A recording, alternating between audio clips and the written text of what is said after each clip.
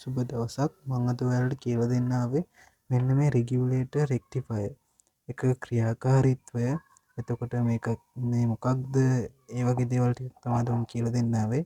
මේ තියෙන්නේ බයික් එක රෙගියුලේටර් රෙක්ටිෆයර් එකක්. මේවා තව එක එක සයිස් වලින් තියෙනවා. පොඩි ඒවා තියෙනවා.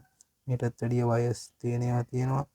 ඒ වගේ ඒවා ගැනත් මම ඉස්සරහට කටේ කතා කරනවා. තියෙන්නේ 3 wheel එක 4 stroke 3 wheel එකක රෙගියුලේටර් රෙක්ටිෆයර් එකක්. 2 stroke ඒවට මෙහෙම එකක් නෙමෙයි එන්නේ. මෙහෙම එකක් දාන්න පුළුවන්. හදලා දාන්න පුළුවන්. මෙහෙම එකක් නෙමෙයි එන්නේ. හරි මේ රෙගියුලේටර් රෙක්ටිෆයර් වල ප්‍රධානම කාර්යය වෙන්නේ අපි දන්නවා අපේ වාහනේ බැටරිය තියෙනවා. මේ බැටරිය charge කරන්න ඕනේ කරන්ට් එක අපිට හදලා දෙන්නේ අපේ වාහනේ කොයිල් පැක් එකක් තියෙනවා. මෙන්න මේ කොයිල් පැක් එකෙන් එන්නේ කරන්ට් එක AC. AC කරන්ට් එකෙන් අපිට කිසිම වැඩක් ගන්න බෑනේ. ගන්න පුළුවන් ඒ වුණාට බැටරි charge කරන්න බෑ. අන්නේ බැටරි charge කරන්න ඕන DC කරන්ට් එක. ප්‍රමාණවත් විදිහට රෙගියුලේට් කරලා දෙන්නේ මෙන්න මේ RR යුනිට් එකෙන්. අපි දන්නවා අපේ වාහනේ 12 වෝල්ට් බැටරියක් තියෙනවා.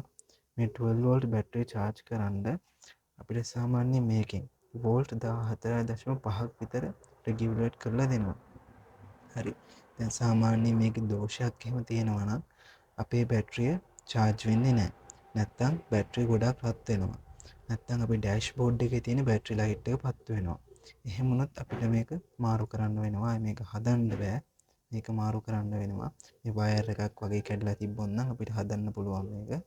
නැත්තම් අපිට මේක මාරු කරලා කඩෙන් අලුත් එකක් දාන්න වෙනවා.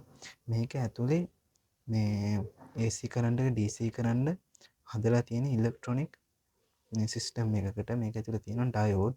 තව කම්පොනන්ට් තියෙනවා. ඩයෝඩ් 4ක් බ්‍රිජ් කරලා තමයි මේක හදලා තියෙන්නේ. මේක ඉතින් ඩයෝඩ් එහෙම ටික කාලයක් පාවිච්චි කරනකොට රිපීට් වෙනවා. එහෙම වුණොත් මේක හදන්න බෑ. මේක මාරු කරන්න ඕනේ. කඩේ තියෙනවා මේ වවුනන වාහනේට තියෙන ඕන එක එක જાති ඒවා.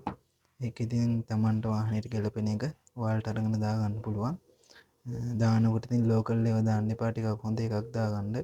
එහෙම වුණොත් රටට ගොඩක් කල් පාවිච්චි කරගන්න පුළුවන්. එහෙනම් ඉතින් අදට වීඩියෝ එකෙන් මම සමුගන්නවා. මේ වගේ තවත් වීඩියෝ ගොඩක් මම ඉස්සරහට ගෙනවා. මෙන්න මේ රෙගියුලේටර් රෙක්ටිෆයර් එකක් කොහොමද A to Z හදාගන්න කියලා කම්පොනන්ට් ගෙනල්ලා හදාගන්න පුළුවන් මේවා අපිට ගෙදරදීම. එහෙනම් ඉතින් ජය වේවා.